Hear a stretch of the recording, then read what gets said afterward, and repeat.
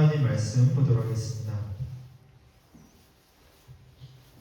시편 36편 1절부터 12절까지 같이 한 절씩 같이 읽어보겠습니다.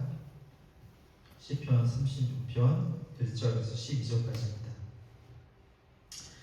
악인의 죄가 그의 마음속으로 이르기를 그의 눈에는 하나님을 두려워하는 빛이 없다 하니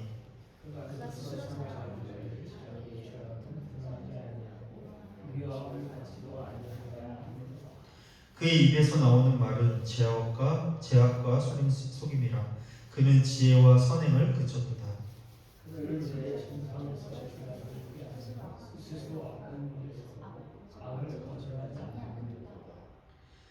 여호와여, 주의 인자하심이 하늘에 있고 주의 진실하심이 공중에 사무쳤으며 주의 의는 하늘의 산들과 같고 주의 심판은 큰 바다와 같으니라. 여호와여, 주는 사람과 짐승을 구하여 주시나이다. 하나님이여, 주의 인자하심이 어찌 그리 보배로우신지 사람들이 주의 날개 그늘 아래에 피하나이다. 그들의 죄를 사해진 것으로 풍족할 것이라. 주께서 주의 분날의 강물을 마시게 하시리라. 진실로 생명의 원천이 주께 있사오니 주의 빛 안에서 우리가 빛을 보리이다. 주를 아는 자에게 주의 인자하심을 계속 보이시며 마음이 정직한 자에게 주의 공의를 베푸소서. 교만한 자의 발이 내게 이르지 못하게 하시며 악인들의 손이 나를 쫓아내지 못하게 하소서. 악을 행하는 자들이 거기서 넘어졌으니 엎드러지고 다시 일어날 수 없으리이다. 아멘. 시편에 굉장히 유명한 구절들이 굉장히 많이 있잖아요. 그 중에 대표적으로 다윗이 거의 절반 가까이를 썼는데 대표적인 시편이 시편 23편이잖아요. 저도 개인적으로 굉장히 그 말씀을 많이 좋아하는데 처음 시작할 때 여호와여, 여호와는 나의 목자시니 내게 부족함이 없으리로다. 여러분, 우리가 인생을 살면서 여기 이 목자가요, 양떼들이 있는데 양떼들은 언제 그렇다면 내가 안전하고 부족함이 없다는 것을 언제 깨달을까요? 그냥 마냥 풀밭에 누워서 편안하게 있을 때 난 부족함이 없고 만족한다 라기보다는 여전히 풀밭에 누워있지만 그 풀밭 주변에 늑대와 이리들이, 다른 맹수들이 이 양떼들을 호시탐탐 노리고 있다는 사실을 기억하고 알고 있을 때, 그리고 어딘가 모르게 험한 골짜기나 낭떠러지가 있다는 사실을 알고 있을 때 목자가 이 양떼들을 돌봐주고 있어서 맹수들, 자신들을 먹이려고 하는 사람들을 먹이려고 하는 그런 맹수로부터 자신들을 보호해주고, 심지어는 낭떠러지에 떨어질 위험이 있을 때 이 목자가 막대기로 쳐서 더 근처로 가지 못하도록 해줄 때, 그때 여호와는 나의 목자시니 내게 부족함이 없다라는 사실을 더 명확하게, 더 크게 우리가 경험할 수 있다고 생각합니다.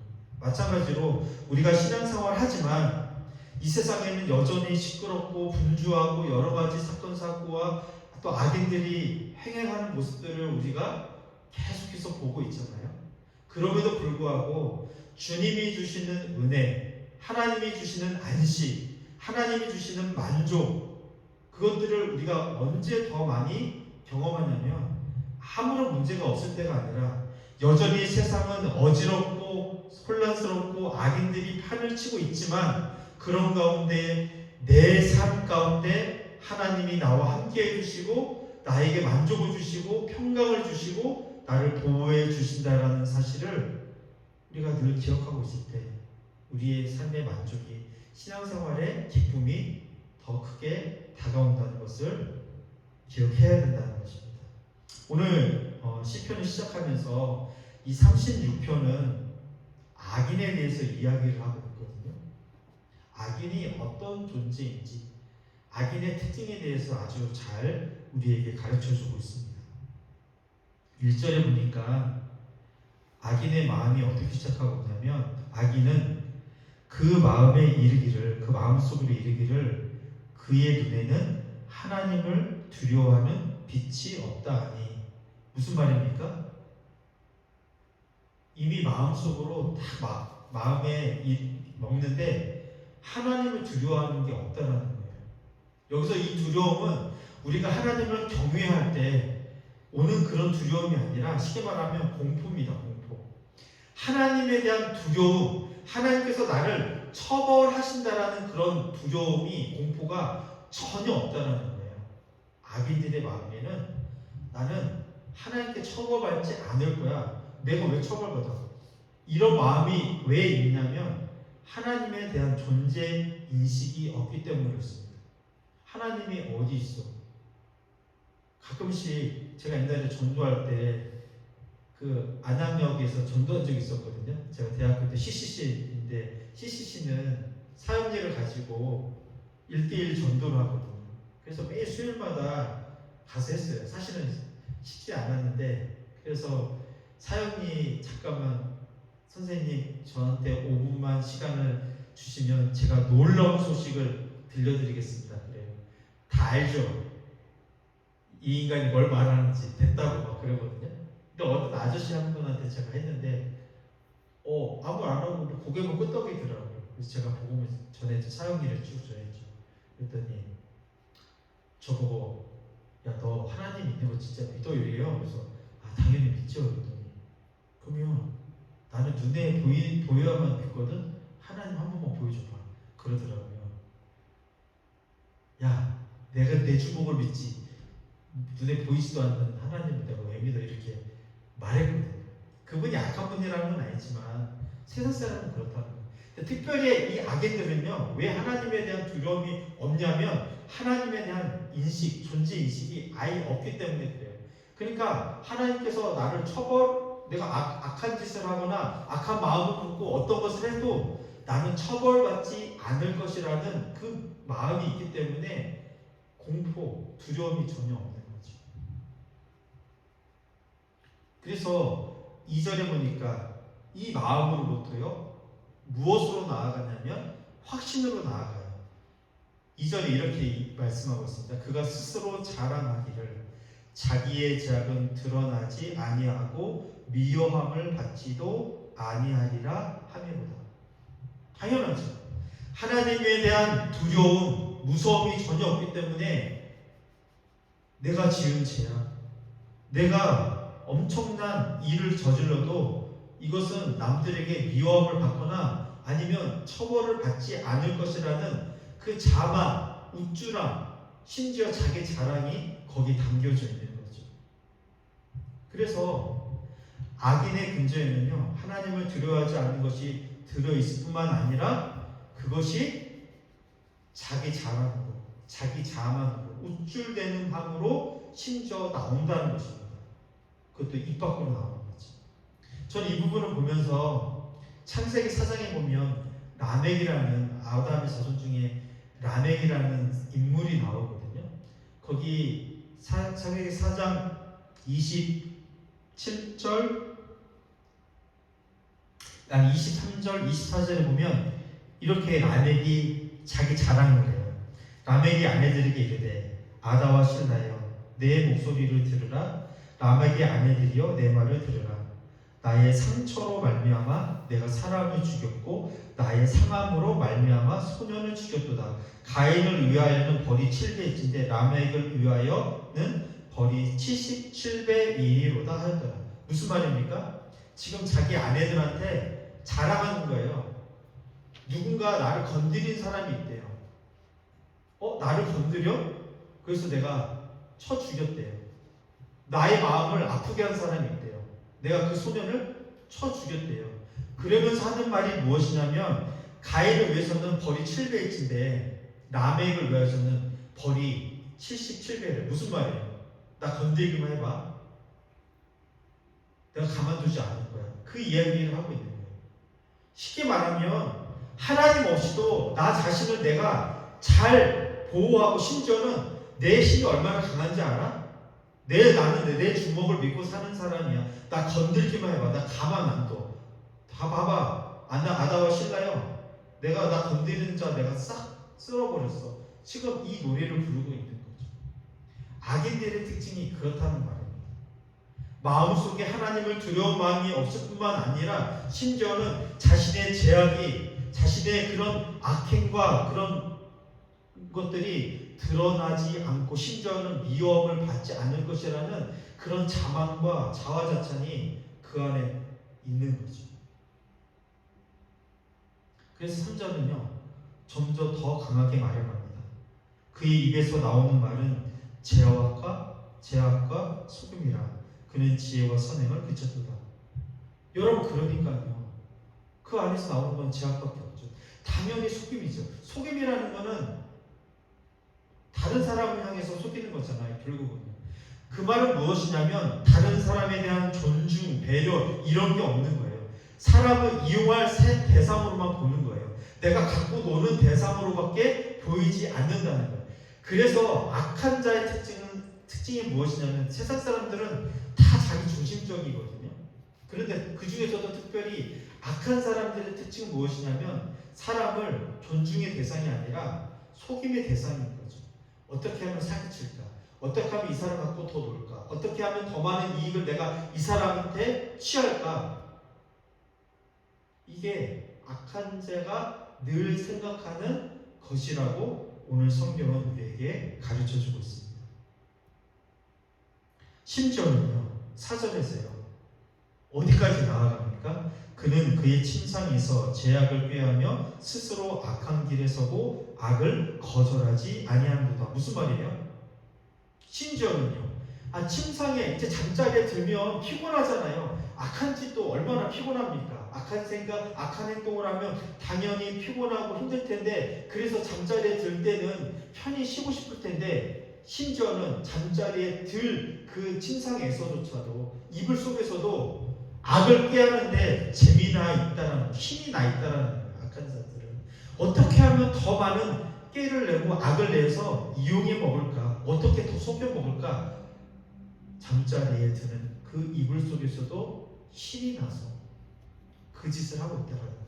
이게 오늘 시편 36편의 악한 자의 모습, 특징이라는 거예요. 악한 사람들은 이렇게 살고 있다는 것을 우리에게 보여주고 있는 거죠. 자, 그러면 우리 하나님의 자녀들은 당연히 이런 악한 사람들이 우리 주변에 있으면 얼마나 힘이 듭니까? 얼마나 억울해요. 우리 조금만 공격을 받으면 마음이 무너질 것 같은 상황에 놓이는데 그런데 오늘 시편 기자는 이런 상황 가운데 우리가 악을 대적하기도 해야겠지만 때로는 오늘 말씀처럼 어떻게 해야 하는지를 우리에게 가르쳐주고 있거든요. 자, 5절 말씀인데 5절 말씀 같이 읽겠습니다. 여호와여 주의 인자하심이 하늘에 있고 주의 진실하심이 공중에 사무쳤으며. 뭐래요? 악인이 극심해져가는 악을 바라보면서 이 악인에 대해 어떻게 할 것인가를 이야기하지 않고 바로 뭐라고 말하냐면 주의 인자하심으로 방향을 틀어버립니다. 악인들이 그렇게 살고 있을 때, 그렇게 팔을 치고 있을 때 우리들은 무엇을 바라봐야 된다고요? 주의 인자하심을 바라봐야 된다. 그 하나님의 크신 인자, 헤세드, 그 자비를 바라봐야 한다라고 말씀해주고 있는 거죠. 여러분 헤세드, 성경에서 이 자비는요 언약 관계에 있는 때에만 사용할 수 있는 거거든요. 아무나 하나님의 자비를 바라는 게 아니에요. 하나님의 백성에게만, 하나님과 언약 관계를 맺고 있는 자에게만 하나님의 자비가 있는 거죠. 그래서 바로 우리가 하나님과 약속된 관계에 있잖아요. 하나님의 자녀들이고 하나님의 백성들이잖아요. 그럴 때 우리들은 그 악인을 바라보고 마음이 무너져 내리는 게 아니라 오히려 하나님의 크신 자비를 바라보도록 지금 시인이 우리에게 가르쳐주고 있는 거죠. 하나님 헤세드, 하나님의 크신 그것을 바라보라는 거예요. 주님의 그 진실하심이 얼마나 공중에 사무치는지 너 거기 바라봐. 악인 바라보면 소망이 없어. 오히려 네 마음만 무너져. 주님의 크신 인자, 그 자비를 바라보라고 이야기하고 있는 거지. 둘째 계명에서 우상을 만들지 말 것을 하나님께서 말씀해 주셨거든요. 그러면서 나를 미워하는 자의 죄를 갚되 3, 4대까지 이르게 하거니와, 그리고 그 후에 뭐라고 말씀하시냐면 그러나 나를 사랑하고 내 계명을 지키는 자에게는 1000대까지 은혜, 헤세드를 베푸신다라고 말씀해 주셨거든요.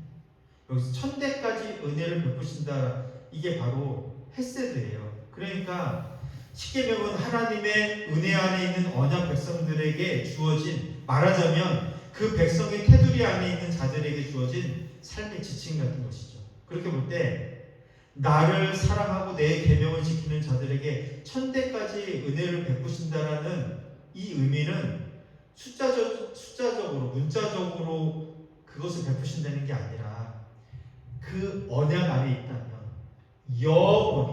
영원토록 그 자비와 인자를 끝까지 베푸시겠다라는 하나님의 약속인 거죠. 그래서 우리가 악인을 바라보는 게 아니라 하나님의 자비, 영원토록 우리에게 끊이지 않는 그 하나님의 자비를 베푸신다는 사실을 기억하고 바라봐야 한다는 것입니다.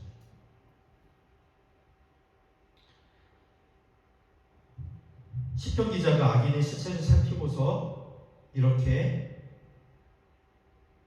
하나님의 자비, 인자를 바라보더라고 그렇게 이야기한 다음에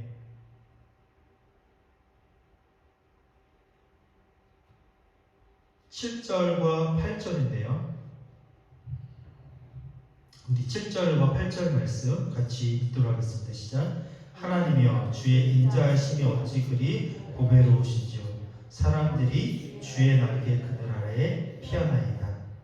그들이 주의 집에 있는 살찐 것으로 풍족할 것이라. 주께서 주의 복락의 강물을 마시게 하시리이다. 악인에 대한 신자의 태도는 여호와의 인자를 바라보는 것이라고 말씀하고 있습니다. 고난이 몰려오더라도 다른 무엇보다 하나님은 너무나 인자하시고 자비하시다는 사실을 바라보고 거기에만 해답을 찾고 그분께 의지하라고 가르쳐주고 있는 거죠. 언제나 우리가 기대해야 할 것은 그거밖에 없다는 거예요. 다른 방법이 없다는 거예요. 하나님의 헤세드, 하나님의 자비가 우리가 해결해야 할 유일한 방법이라는 것을 말씀해 주시면서 7절과 8절에서는 먼저 사람들이 주의 날개 그늘 아래 피한대요. 당연하죠. 그렇습니다. 신자는 주의 날개 그늘 아래로 피합니다. 거기가 어디예요? 주의 그늘 아래가 8절이죠. 그들이 주의 집에 있는 살찐 것으로 풍족할 것이라고 했습니다. 시인은 여호와의 인자를 바라보면서 어디에서 참된 복을 얻고 어디에서 주의 날개 그늘을 찾았습니까? 주의 집, 하나님의 성전. 이게 다윗이 시편이니까 다윗이 썼을 때는 성전이 지어지지 않았잖아요. 그 아들 솔로몬 때 성전이 지어졌으니까.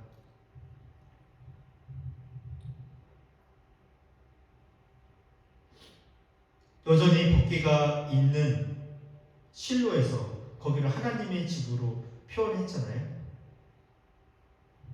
다윗은 그 하나님의 집을 바라보는 거죠. 출애굽 시대에는 성막이었고 솔로몬 이후에는 성전이 되었고 포로 회복기 이후에는 에스라와 느헤미야가 돌아와서 새롭게 예루살렘 성전을 건축하잖아요.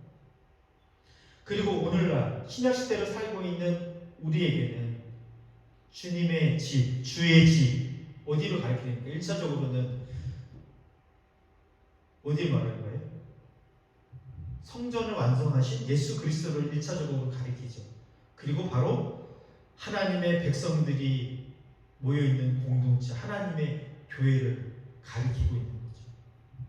그래서 악인들이 판을 치고 악인들이 우리를 힘들게 하고 심지어는 이 땅에 일어나는 수많은 사건들과 부조리한 것들을 바라보면서 우리 마음이 힘들고 괴로울 때 하나님의 헤세드, 주님의 자비함을 바라보면서 오늘 뭐라고 말씀하고 있습니까?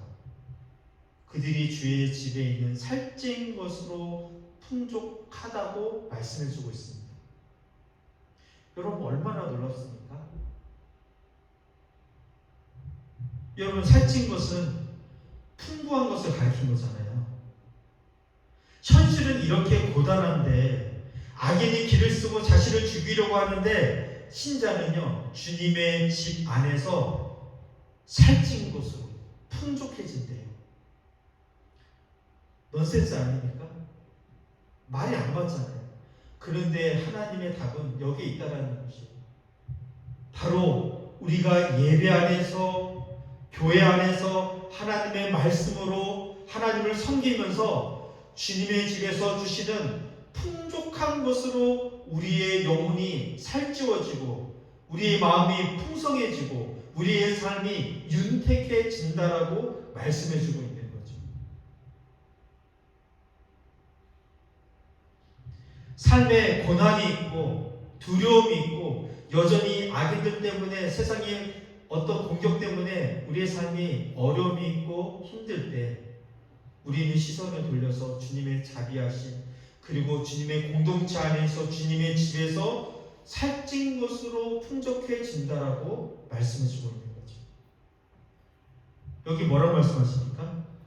8절에 주께서 주의 복락의 강물을 마시게 하시리이다. 복락의 강물이 너무 달콤하기 때문에 주님이 주시는 그 은혜와 복의 기쁨이 너무나 달콤하기 때문에 우리가 풍성하게 풍족하게 누리며 살 수 있다고 말씀해주고 있는 거죠. 그래서 저는 교회는 우리에게 어떤 의미인가? 때로는 우리가 예배 속에서 하나님 주시는 살찐 기름과 복락의 강물을 정말 우리는 맛보면서 살고 있는가? 지금 세상이 굉장히 우리가 예상하지 못하는 방식으로 흘러가지 않습니까? 얼마 전까지 종했다가 또 이란 하고 여러 가지 지금 막 전쟁이 일어나잖아요. 우크라이나 러시아 전쟁 아직 끝나지도 않았잖아요. 세상 곳곳에서 분쟁이 일어나고 내란이 일어나고 사건 사고는 끊이지 않고 심지어는 우리의 작은 삶의 주변에서도 사건 사고가 일어나고 심지어는 우리 가정 안에서도 이런 일들이 계속해서 일어나고 있을 때 때로는 악인들이 판을 치고 있는 이 세상 가운데 우리가 살고 있을 때 나는 주님의 집, 이 예배 공동체 안에서 정말 날마다 주님이 주시는 살찐 것으로 풍족해지고 있는가? 날마다 예배 가운데 주의 복락의 강물을 정말 마시고 있는가라고 우리가 점검해 봐야 한다는 것입니다. 우리의 영혼이요 정말 하나님을 향해 그 마음이 없다면 주님의 자비하심에 기대지 않는다면 우리는 그 주님이 주시는 복락의 강물을 마시지 못하게 될 것입니다. 시편 120편부터 134편까지 성전에 올라가는 노래라는 표제가 쭉 붙어 있거든요. 성전 향해 나아가는 사람들의 모습들이 쭉 기록되어 있는데 그들도 당연히 한 주간의 삶을 고단하게 살았겠죠. 성전이 있는 언덕을 올라가는 그들의 마음속에는 무엇이 있었겠습니까? 그 성전에 올라가는 시편들을 읽어보면요 하나님을 성전에 올라가는 그 희열 있잖아요. 그것을 맛보기 위한 그 기쁨의 노래들이 쭉 기록되어 있거든요. 그러니까 그들은 하나님을 만나기 위해서 그 예배하는 그 놀라운 그 시간이 자신의 인생을 완전히 바꿔놓는 자신에게 정말 살찐 것으로 주님이 주시는 놀라운 복의 그 기쁨을 맛보는 것으로 생각했다는 거죠. 정말 바라기는 저희들이 이 땅 가운데 살 때 우리가 예배를 사모하고 정말 주님의 집을 정말 기쁘게 여기고 이곳에서 정말 내가 1시간 예배를 드리지만 짧게 예배를 드리지만 정말 주님이 주시는 복락의 강물을 마시게 해달라는 그 노래를 우리도 동일하게 드려야 한다는 것입니다. 이게 우리 인생에서 정답이고 해답이라고 오늘 시편 기자는 우리에게 가르쳐 주고 있는 거죠.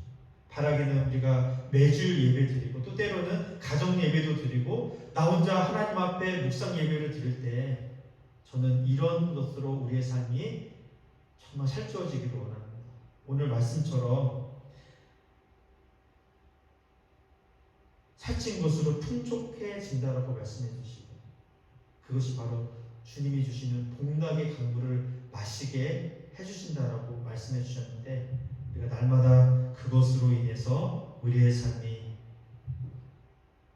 살찐 기름과 복락의 강물을 풍성하게 마셔서 정말 우리의 삶에 풀리지 않고 뭔가 여러 가지 악인들이 판을 치고 있는 세상을 바라볼 때 거기에 기대는 게 아니라 뭔가 거기에 대항하는 게 아니라 반대로 우리는 하나님의 주시는 주님의 집에서 주시는 그 복락의 강물을 더 많이 마시고 풍성하게 누리면서 살아가는 저와 여러분들의 삶이 되기를 주님의 이름으로 축원드립니다.